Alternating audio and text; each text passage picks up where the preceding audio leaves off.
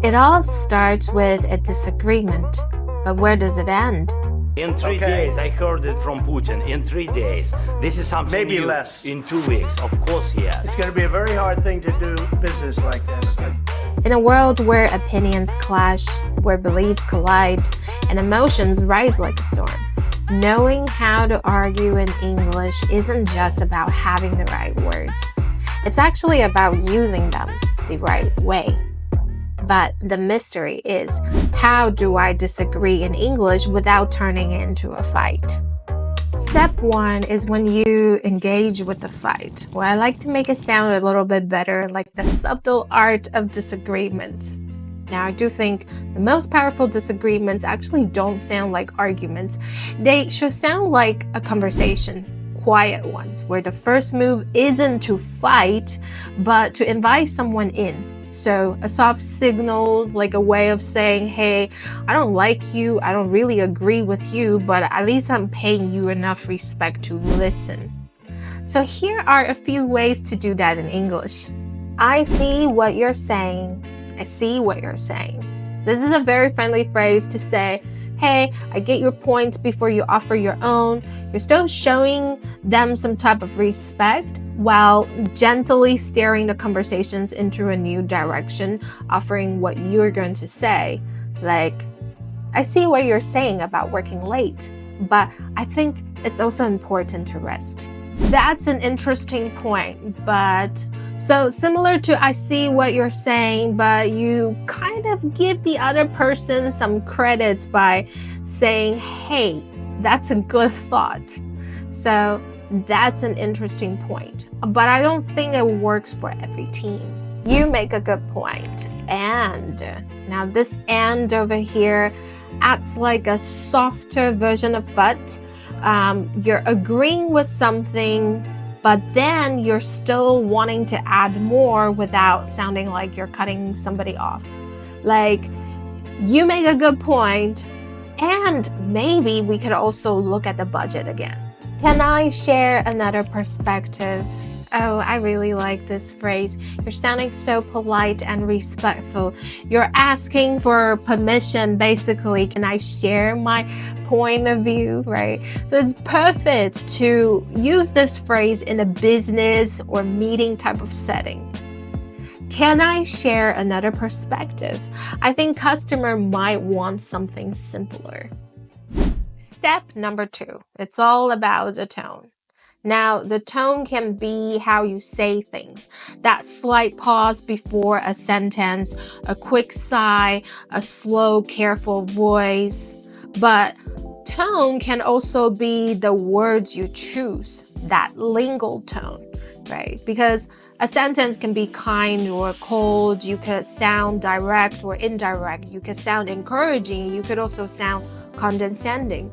But it's not always about what's right or what's wrong, but how it comes across. So let's take a look at how different lingual tones can shape the same message. I just want to make sure I'm following when you said everyone agrees. Who were you referring to?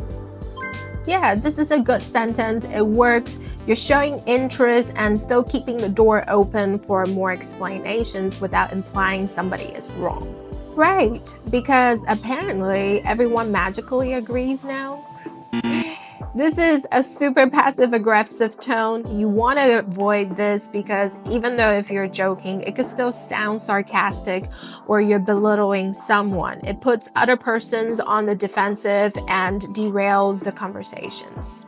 That's one way to see it. I actually had a slightly different take if you're open to it. Yeah, this is good. It validates somebody's input while you gently introducing your own. So there's no pressure, no ego, no confrontations, just a conversational shift. That's not how it works. This phrase, super blunt, super dismissive, super rude. Do not encourage you to talk in this tone. obviously does not work because you're shutting down the other person's idea without discussions, right? So even though if you're right, the phrasing comes off as rude, arrogant, or just totally unwilling to engage in the conversations. Step number 3, the strategic agreement. Because sometimes the strongest way to disagree is to start by agreeing. I use an analogy like playing a basketball game. You don't block every shot or steal the ball every time. You let the opponents win a little, score a little, keep the game friendly, right? But then when it's your turn, you pivot, take the shot, boom. Okay, so it works in sport because it lowers the other person's defensive. In argument, you're not saying you're wrong, you're saying, hey, you're partly right, but I got more to say. Here's more to the story. You nailed it with the customer feedback. That said, I wonder if we're solving the symptoms instead of the root issue. This sentence opens a very genuine praise. You nail it. That feels personal, confident, right? I'll feel good when someone says you nail it. It creates a sense of alignment. Then the phrase that says smoothly introduce the contrast. You're right, speed matters, and if we cut too many corners, we might be fixing it later at double the cost. So yeah, this phrase, you're right, speed matters, this signals the alignment with other person's priorities, that you understand their concern, that speed is important to them. But following with the and if, this structure leads to the consequences. If we cut too many corners, yada yada is going to happen.